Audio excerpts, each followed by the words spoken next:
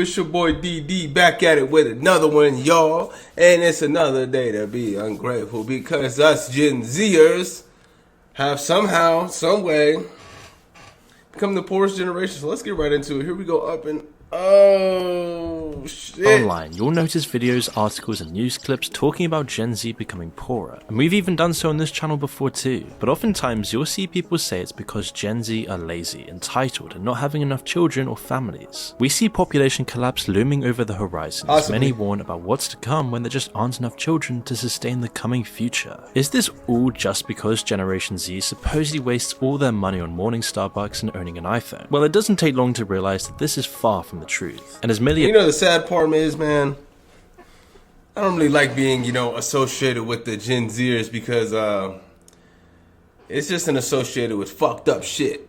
I was born in '97. Just 1 year earlier, man. I could have claimed a millennial. You know what? Fucking, I'm claiming a millennial because I don't move like a Gen Zer, man. Band-Aid type reasoning over the massive gaping wound causing Generation Z to become so much poorer than other generations. So our Generation Z, an entire generation of people around the West just really that lazy if they physically can't work more than 12 hours a day to sustain a life? How is it that in the past you could really just get a job through an ad in the local paper on only a high school diploma, and by living off a regular normal salary you could have a big house, a stay-at-home wife, with 3 children all sustained by just one salary at your normal job? So yeah, and that's the thing, it's just that's the change, bro. So at the end of the day, I don't think Gen Z is a failure. I don't think it's a massive failure. I think systemically and just where we're at in the greater scheme of things on the macroeconomically, this opportunity isn't afforded to us anymore. This opportunity was afforded to our parents, our great-grandparents, depending on how old you are, your parents, maybe not so much. But yeah, most of our parents are probably like Gen Xers. So yes, this opportunity was afforded to them as well. You know what I'm saying? So it's just we're living now in a time where, it's such a hyperinflated time that it's just ridiculous, man. I feel like this like regular kind of dream, I feel like that died back in like '08 type shit. You know what I'm saying? Disparity in such a short time span where people can barely survive today, where the living conditions have become so much worse. Why does it appear that to live a normal life now is just so out of reach for most in Generation Z? And what effect will this have on the future? Well, to better understand this whole situation, we need to go back in time to compare the life of a regular person to someone today. In the past, for other generations, higher education was a sure way of moving upwards in the social structure. However, today, this is just becoming more and more of a financial black hole. College tuition, which has doubled the amount that students will have to pay in the last 20 years, has completely exploded. If we count that with inflation, the tuition for public colleges in the US has jumped by more than 213% compared to the 1980s. Baby boomers would pay about $10,000 converted with inflation to 2018, but Generation Z now at the very minimum is paying $25,910, and more often than not, it's often well into the 6-figure range, as this number also excludes rentals, administration fees, stationery, and food, which is why there's such crippling debt all over America for students right now. And even if you do get the best grades and scholarships possible, many Generation Z students are still required to take on these huge predatory loans that stay with you even if you go bankrupt. And so even and I disagree with that shit, bro, because at the end of the day, you being 18 years old, 18 to 22 years old on average, when most people, do undergrad and stuff, you're entirely too young to be taking on that amount of debt. So pretty much from the jump, the system's fucking you right in the rear by pretty much saying, you know what, the system's led you to believe, look, you need a degree, even though a degree is practically fucking useless depending on what field you're in. You need a degree nowadays, so guess what?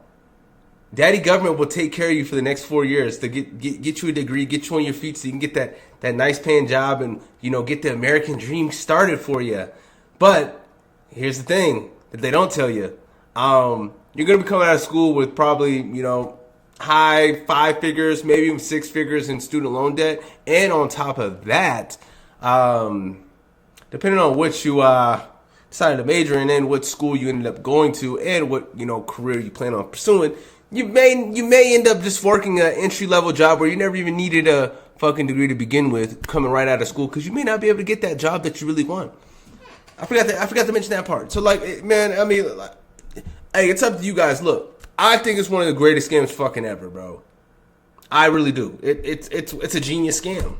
They make it outside of university, they now have a huge burden of loans hanging over them, restricting all of their financial decisions. And all of this for really what? Unless your degree is specifically needed for your line of work, getting a degree doesn't seem like a direct pathway to a good job anymore. It doesn't even guarantee entry-level jobs that can barely cover daily expenses. And universities are just becoming less and less of an option without enrolling in highly competitive career-focused courses. As Gen Z entered the workplace, it was a culture shock to be expected to do jobs that didn't suit their idea of what working would be, as now most companies need work experience, and if you're fresh out of college, this is almost impossible. I mean, despite abundant claims of job openings, finding work has become harder than ever. The news will always tell you that companies today are struggling to fill positions, and yet countless people in Generation Z specifically can never seem to find a job, even if they send out dozens or even hundreds of applications without a single interview. Decades ago, this was never the case, even during job shortages. Bro, honestly, I think a lot of like the job listings, they say they're hiring and they just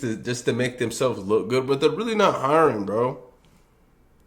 I couldn't imagine trying to actually find a job in today's market. I heard that shit's hard as a mother trucker, bro. I heard people like filling out applications for months before they at least land the job they actually kind of like a decent job. I'm not saying this, I'm sure it's not hard to find an absolute shit job, but to actually find a somewhat semi-decent job these days, I'm sure it's pretty fucking tough. Getting hired was much simpler. Advice like dressing well and filling out your CV was often just enough. Even just asking for a manager's time often worked. Persistence led to success. But today this approach is much harder. One major shift is the rising bar for entry. Before 2000, a college degree almost guaranteed you a good job. For other generations in the past, this was just a given. It was why you went to university. But for the first time ever, this isn't... That kind of gets back to my point. Sorry for pausing so much, but... If most of our parents are probably like Gen Xers, right? So they all would have went to college around like the late 90s, maybe graduated late 90s, early 2000s, where a degree was still applicable. But after that, it's just a fucking piece of paper on your wall at that case point. For Generation Z. Instead of companies competing for graduates, now a degree is the bare minimum for them. Employers now focus on the top few percent of candidates, while most roles require years of experience even for entry-level jobs. The internet has also transformed hiring. In the past, companies recruited through local events, word of mouth, or physical job postings, limiting competition and making hiring even more personal. Today, a single online job listing can attract thousands of applicants instantly. With no need to apply in person, people send out applications en masse, creating a numbers-driven process that favors quantity over quality. This also mirrors trends in modern dating too for Generation Z, where technology has expanded competition, turning personal connections into data-driven interactions. Both industries now set higher standards due to the illusion of endless options, leading to dehumanizing experiences for individuals, and making it that much harder for Generation Z not only to create a family, but even have the money to support one. And then in recent years, automation only made it that much harder. Application tracking systems, otherwise known as ATS, is used by nearly all major companies to filter candidates based on criteria like keywords, experience, or location. Originally designed for simpler tasks, these systems now reject applicants automatically for failing to match specific parameters. Many CVs are just discarded without ever being reviewed by a human. To stand out, applicants must tailor their CVs to each job posting, mimicking keywords and avoiding formatting issues that could confuse ATS software. This tedious process leaves many feeling demoralized, especially when rejection emails just become normal, and yet at the same time you see on social media all of these rich millionaires living it up in places like Dubai. Even with the widespread use of ATS, the hiring process remains overwhelmed. AI is making these systems that much more sophisticated. That explains it, bro. We're pretty much in a time where most people can't even enjoy a traditional route. Yet, at the same time, you just log into your phone, go on social media, or even go on YouTube, and you see all these 21-year-old millionaires, 23-year-old millionaires, drop shipping, fucking, I made $300,000 in a month, which I honestly have been looking at drop shipping. I think drop shipping definitely is a valid way to make money in 2025 still, especially like branded drop shipping. So I'm definitely gonna try my hand in that, but like, it's like you're bombarded with all these success stories of this 1%, because that's really all you see when you go on social media is really like the top 5%, really like the top 1%. Just look at your Explore page. It's really like just like the top like 1%. And then OnlyFans bitches, they don't really count. But And then on top of that, then you just get off the phone and then you kind of just look at your reality like, fuck, bro, I can't even get a fucking job. I still live with my parents. I fucking can't even fucking land one date to save my fucking life. I've swiped on Tinder for 50 million years and all I get matched with is cave trolls and fucking dudes, you know? But yeah, man, I mean, like, it's kind of cooked out here, bro. And then you gotta look online and then just realize like you're extra cooked. So it's to further automate times, hiring man. while removing human judgment. This efficiency-driven approach reduces applicants to mere data points, stripping away opportunities for personal connections. The result is a hiring landscape that feels impersonal and unfair. While job hunting has always been challenging, the rise of automation heightened competition, and unrealistic standards have made it far more dehumanizing. Before, you were given an opportunity to have an interview face-to-face to at least give the employer a good impression. This is now only merited if you're selected for an interview at all. Data is the deciding factor amongst all, and any good explanations for any shortfalls in your CV fall through the cracks and are shifted to the rejected pile. There's even systems now that only pick up on certain words which might keep your application in the run, but again the competition is fierce. Even the format of your CV can count against you if their automated system is unable to read it. Then there's the problem with advertising jobs that are just no longer active. As per company bro, what they need is some fucking AI to fucking... I don't even know if they're using AI to ultimately scan through all the job applications and shit, but it's pretty messed up, man. It's mean like there could be some gems in there, bro, but they're... I guess it's not efficient to actually go through them, you know, one by one, you know, manually. So I don't know, man. There could be some gems of workers there for you that will literally fucking die and live and die for the damn company and ultimately, you know, be overall net positive benefit to the company, you know? See, so, while they already have an applicant in mind, they still have to advertise. Or perhaps they fill the position but don't take the advert down. And if by chance you do get selected, you'll then be subjected to a questionnaire designed to gauge your submission to authority, as companies now want to hire people who will not challenge their expectations and restrictions. And if this couldn't get any worse for Generation Z, it seems like AI is looming in the distance to replace and that is not a jobs. good thing for Gen Z because and if it couldn't get any worse, Generation Z is one of the first generations to have been weakened on all fronts, bombarded with estrogenic chemicals from plastics, junk food, and sedentary lifestyles, making Generation Z one of the weakest, less energetic, and more easily controlled generations in history. But luckily, there is some hope, and that would be NMN. That's nicotinamide monocleotide, a derivative of the B vitamin niacin, which is known to dramatically improve health and longevity by serving as a precursor to NAD+. That was smooth, though. This move is not based on the efficacy or that was smooth, though. In place that make it that much harder to live independently. And that's why today we're seeing more and more people in Generation Z living with their parents for as long as they can, not because they want to. In the year 2023, nearly 45% of American adults who are 18 to 29 years old are living with their parents. God damn! Damn! Damn, bro, it's really that bad out here? It's really that bad out here. Wow, it's really that bad out here. 45%? 18 to 29? Living with folks? Come on, bro. It's bad out here, bro. I did not know it was the highest rate ever since the 1940s. This used to be here. something that was completely foreign for people living in America, and now it's just becoming normal. In fact, in the UK, 1 in 3 males and 1 in 4 females in the 20 to 34 age group still live in their parental homes. The cost of food on average was about $4,500 per year per person between the years 2000 and 2010 for millennials. But Gen Z is now looking at 22% more at about $5,500 per year per person. So with all these financial problems set in place, with debt crippling Generation Z, it completely limits them in starting a life for themselves, pushing back the time that you get married and start a family of your own, just because you're still not even able to live independently at this point, as it's simply not affordable. And while 2 salaries in one household should at least sustain a couple just starting, it often doesn't because both incomes are so low and the options are so limited.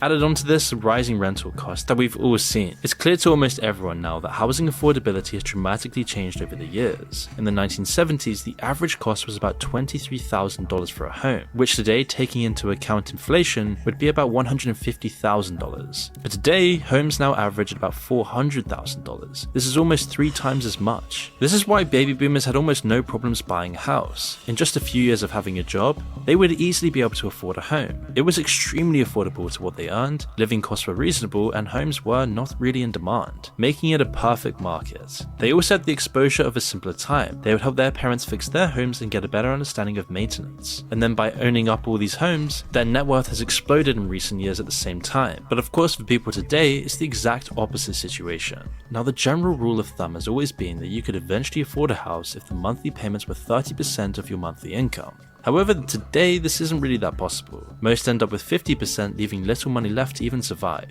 Owning a house also comes with insurance on the house and the responsibility of fixing anything that needs fixing, along with a bunch of taxes added on. And as the population exploded, so too did the demand for houses, making this a seller's market, eliminating most normal people's options of buying a home until they're at least 50 years old, leaving them Fuck, man. 50? Damn. Ooh, it's not looking too good out here, bro. It's looking bleak. It's looking paying rental bleak. costs for someone else, It's looking or bleak, never man. having anything to show for it. Landlords know they can put up the price, and with so many potential occupants, they don't need to keep rental costs low. Even renting now comes with a list of add-on fees that most Gen Z just don't take into account, leading to people sharing homes in an attempt to afford them but still not making ends meet. And it's hardly a surprise. I mean, the average rent in places like New York alone is $4,000 a month, and that's without the bills and water costs, meaning that a salary of $100,000 in some cases isn't even enough to be sustainable. Now, as unreasonable as that sounds, it's a harsh new reality for many people in high cost of living cities in the US. And for the most part, Generation Z are feeling the brunt of this, starting at the bottom of the ladder with the most debt and the least amount of possibility to get paid so much. And with inflation on top of this, it almost feels like to be in Gen Z and build any real wealth, it's just a never-ending battle not to go into debt. In the last 2 years alone, inflation has severely reduced purchasing power. We have 86% less power compared to baby boomers. To pay for basic needs like groceries, gas, and utility bills, most have to choose often between saving more or discretionary spending.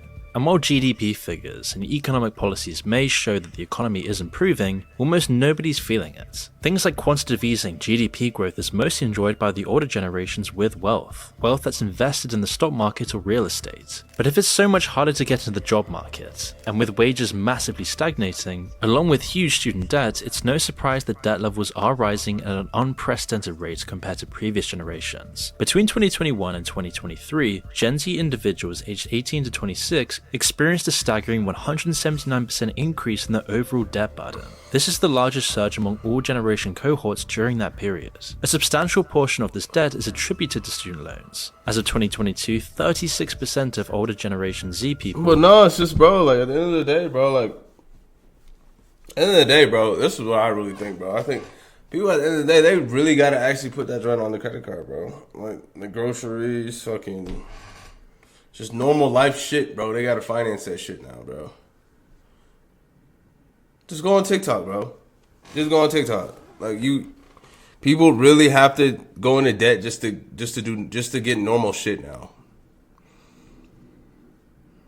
Day-to-day shit. They got to go into debt to do that, bro. That's the state of the economy we're in. I don't know. Maybe people are just really bad with their money, or it's really fucked up like that. So, look, I don't know. Everybody's situation is unique. Everybody's situation is different. So, that's why I just keep an open mind and not be quick to point a finger and judge, you feel me? Because you just never know what people are going through. With an average balance of $20,000. In comparison, older millennials and those of the same age in 2006 had a lower incidence of student debt and a lower average balance, indicating that Generation Z might be shouldering a heavier financial burden earlier in their life, which is really hardly any surprise with all these factors mentioned, and it's why they're increasingly utilizing credit. By the end of 2023, 84% of credit-active Gen Z consumers possessed at least one general-purpose credit card, a huge increase from the 61% of millennials at the same age a decade prior. And this comes with higher interest rates on these debts, suggesting that many in Generation Z are very much struggling to manage their debt obligations effectively. So with all this considered, when people say generation are just more lazy than other previous generations, there's a lot more to this than it first seems. It's not laziness to have a coffee and an iPhone, or to not care about your job if you can't even afford to survive. This isn't to do with laziness and apathy, but more so the fact that there's no reason to care anymore. It's why employee confidence, morale, and birth rates are declining. Hold up, bro. Let's just Go back a little bit. Come on. The fuck? Than it first seems. It's not laziness to have a coffee and an iPhone. I just want to read this guy's story. So, barely making ends meet, completely burnt out at work and feel lost. What do I even do now? I'm 28, working a job I used to care about, but now absolutely dread every day. The pay barely covers my rent, bills, and groceries. I can't even think about saving money, forget vacations, and treating myself. Every month feels like a battle just to stay afloat, and I'm exhausted. It's not like I hate the job itself, it's just nothing feels worth it anymore. I used to want to grow in this career, but now I'm just going through the motions because I don't see another option. I've applied to other jobs, but no one's biting, and honestly, I'm not even sure if it would fix anything. I don't want to talk to my friends or family about it because I feel like a failure. Bro, you're not a failure, bro. One thing I preach, look, this is one thing I preach. 2025 moving forward, you got to be very selfish, very, very selfish with where you put your time in. Where you put your time in has to get you the greatest return on your investment. Seriously, in most of these jobs, it's just not going to do it. Everyone else seems to be moving forward, and I'm stuck in survival mode. So yeah, that's not necessarily true, bro. Like, especially if you're comparing everyone else to probably social media. Everyone tries to portray this fucking vibe like they're richer than and doing better than they actually are. Duh. No one's gonna fucking post that they got an eviction notice, past month. No one's gonna post their $10,000 credit card balance. You know what I'm saying? Like I wouldn't even just pretty much write off everything that you see on social media as fake until proven otherwise. Everyone else seems to be moving forward, and I'm stuck in survival mode. How do I break out of this? I feel like I'm suffocating and don't know where to turn. If anyone has been here before, how do you get through it or even just survive it? Yeah, man. You can't even afford to survive. This isn't to do with laziness and apathy, but more so the fact that there's no reason to care anymore. It's why employee confidence, morale, and birth rates are declining across the globe. And amongst everyone, Gen Z stands out with the lowest levels of worker engagement. Only 44% report job satisfaction compared to 67% of older workers, driving these trends you hear about in the news like quiet quitting and bare minimum Mondays. But this is more just a symptom of a much wider problem of broader societal discontent and stagnation. And as this happens, so too are the fertility rates dropping. The US recently reached a historic low of 1.62 births per woman, far below the 2.1 needed to sustain a stable population. And understanding these two interconnected trends reveals a much bigger generational and economic shift. The same sort of boring soulless corporate work no longer connects with Generation Z, especially when they can't even afford to live properly, causing 60% of US bosses to report terminating Generation Z employees for valuing flexible schedules and higher pay. And it's the same thing all around the West. Younger workers in the UK also feel so disengaged, with over 40% under 25 considering leaving their jobs due to burnout and a lack of career progression, which aligns perfectly with the broader cultural shift away from traditional life milestones, including starting families and having children. And how can society expect Generation Z to be having large, happy families when the cost of raising a child is approximately $300,000 by age 17? And that's excluding college and inflation driving this figure higher. In the UK, childcare consumes over 20% of household income, making parenthood increasingly unattainable and only for the rich, however dystopian that may seem. High student debt, stagnant wages, and unaffordable housing all compounds to this challenge, not only discouraging job satisfaction but also having a family. It's why only back in 2003, 83% of people expressed a desire to become parents. But today, that number has now dropped down to 51%. All of this is compounding to something much greater than just Generation Z. This isn't just about Generation Z being lazy or whatever that means. The economic impact of all of this is going to be significant. Fewer young people entering the workforce exacerbates labor shortages, already visible in aging societies like Japan, where nearly 30% of the population is over 65. This imbalance increases financial pressures on workers, inflates taxes, and reduces benefits, further destabilizing economies. Businesses then face shrinking consumer bases and rising costs, slowing growth and threatening long-term stability. Efforts to reverse these declines, including family incentives and generous parental leave policies in nations like France, Japan, and Taiwan, have seen limited success. Cultural and systemic barriers persist, emphasizing that financial support alone can't resolve these issues. years, and Generation Z's emphasis on work-life balance, mental health, and flexibility has to be incorporated into policies and workplace strategies to foster greater engagement and address underlying challenges. Because if Generation Z are not making it on their own, how could they ever afford to support a family?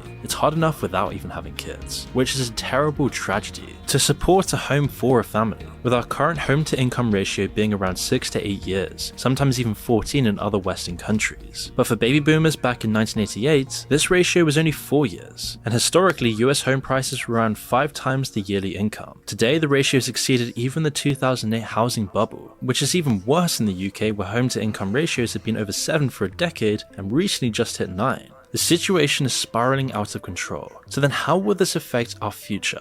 Could this really be the start of a population collapse? Well, you see, here's what the US looked like in 2023. Instead of a large population of kids waiting to replace the adults as they get older, the opposite is now true. Even though child mortality has fallen drastically, 50 years of falling birth rates have done their damage, and there's now far more middle-aged and elderly people than children. So what's this chart going to look like in another 20 years? While we can pretty accurately predict the shape of that chart, the reality we're all going to be living in will be a lot more shocking. Aging populations and population decline present a massive problem for societies, but we don't need to imagine. Well, looks like the greatest times are behind us, and I think we get the gist of that fiasco. So let's just take a peep into the world of the comment sections real quick. Labor isn't cheap enough. We need women to work to make it cheaper. Labor still isn't cheap enough. We need illegal immigrants to make it cheaper.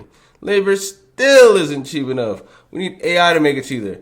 Hey, why is every successive generation poorer than the boomers? Right. I mean, like, are we for real right now? Forgot to mention BlackRock buying out homes, paying premiums for forced renting. Yeah, man. I mean, the future is a cyberpunk dystopia without all the neat cyberpunk stuff. I mean, bro, I'm not gonna lie, bro. The future is not looking too good, bro. It's really not looking too good. Wow. Too broke to even have an addiction. Having a degree really doesn't matter anymore. All companies want now is experience, but they aren't willing to give you that experience. Ain't that a bitch? Ain't that a bitch?